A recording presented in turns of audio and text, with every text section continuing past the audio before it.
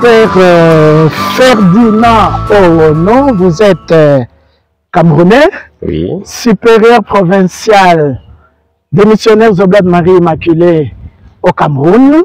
oui. Nous sommes le 20 juillet 2023, nous sommes ici à Kikwit, en République démocratique du Congo. Nous sommes au centre spirituel Kipalo des Jésuites. Ce n'est pas la première fois que vous êtes à Kikwit. Ah oui, ce n'est pas la première fois. D'ailleurs, j'ai fait mes vœux perpétuels dans cette ville en 2007. Ça fait 16 ans aujourd'hui. Et j'ai été formé ici au Congo, à Kinshasa, où j'ai fait la théologie. Je connais la région, Idiofa, Ifanzondo, Ngosso, Lakas, Pan. Oh, j'ai visité la région. Vous avez visité. Vous n'avez pas travaillé comme missionnaire oblat au Congo. 97, vœux perpétuels et prêtre, depuis quelle année? 2007, vœux perpétuels, 2009, ordination pas 97, hein. Vous n'êtes pas si vieux que ça. Alors, et donc, quel ministère depuis ce temps-là? Alors, j'ai travaillé en pastoral dans un sanctuaire où j'ai été aumônier des jeunes. Et après, je suis allé en France pour une formation des formateurs, option accompagnement spirituel. Et je suis revenu, je suis depuis lors dans la formation. J'ai travaillé au pré-noviciat, j'ai travaillé au noviciat et au scolastica et maintenant je suis provincial. Depuis lors dans la formation, dites-vous. Oui. Et c'est la formation qui vous a amené en 2023 ici à Kikwit de nouveau et nous sommes au centre spirituel Kipalo.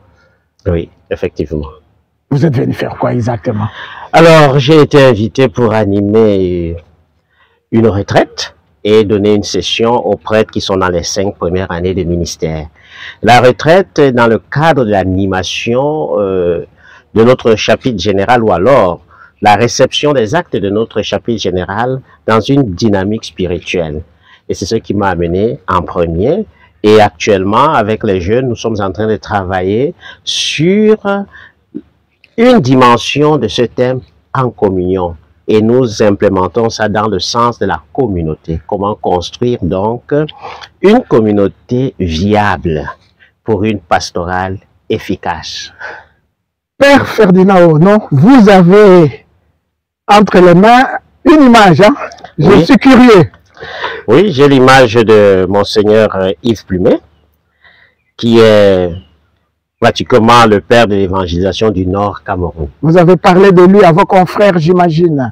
Ah mais bien sûr, je ne peux ne pas parler parce que pour nous, c'est une personne importante dans l'histoire de l'Église qui est au Cameroun. Alors, si vous voulez en savoir davantage, Monseigneur Yves Plumet faisait partie de la première équipe des missionnaires oblats qui sont venus en terre camerounaise. Il était d'ailleurs le premier supérieur de cette équipe de 15 missionnaires.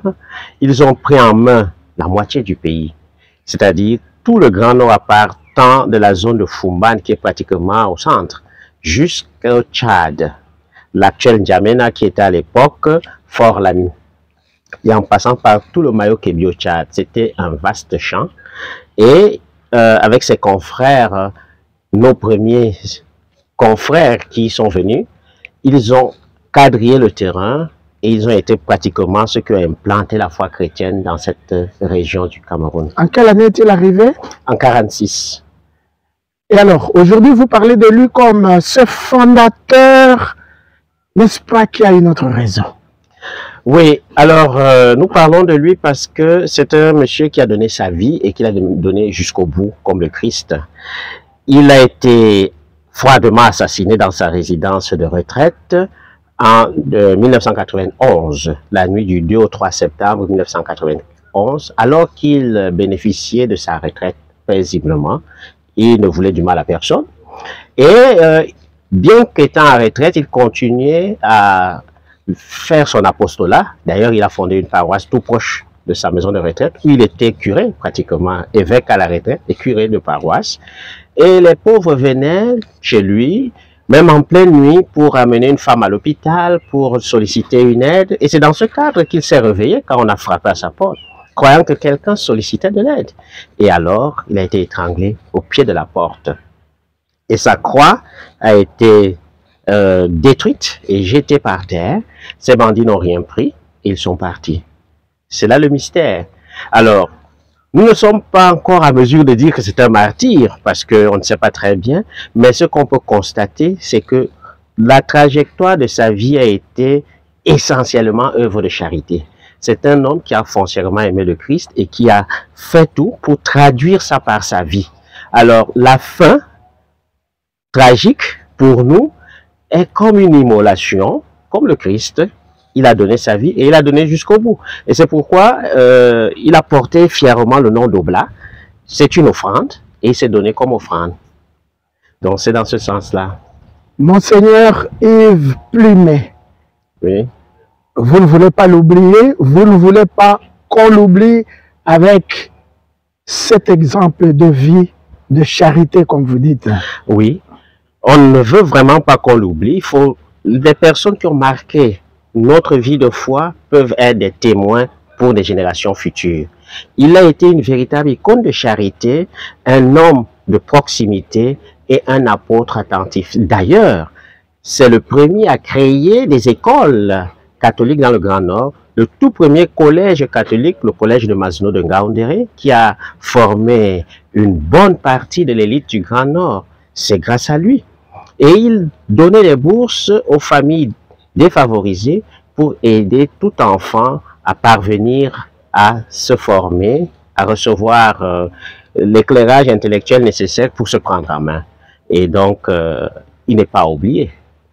Il est un exemple pour vos confrères missionnaires Oblat de Marie Immaculée du Cameroun, du Congo ou d'ailleurs, mais quand même aussi pour tous les chrétiens d'Afrique, du Cameroun, du Congo aussi bien, pourquoi pas. Bien sûr. Et si on le prend en exemple, il faudrait que l'on connaisse sa vie, mais peut-être que l'on demande au Seigneur son intercession lorsque l'on prie, pourquoi pas.